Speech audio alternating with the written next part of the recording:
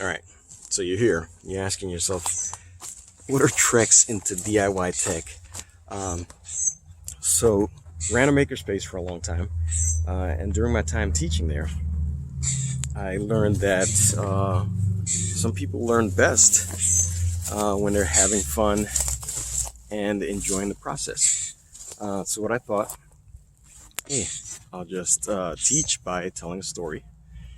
By the time I'm done with the story, you've either learned something or at the very least, you've been entertained.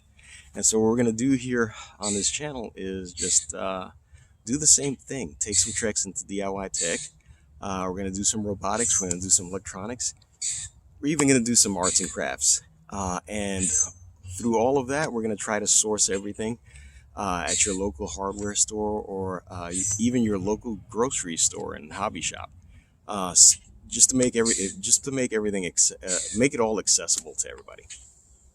So that's what we're gonna do, and hopefully we'll be learning stuff together. Uh, as always, I do appreciate the time you've spent with me. Do appreciate the time that you're going to spend with me, and we'll see you in the next video.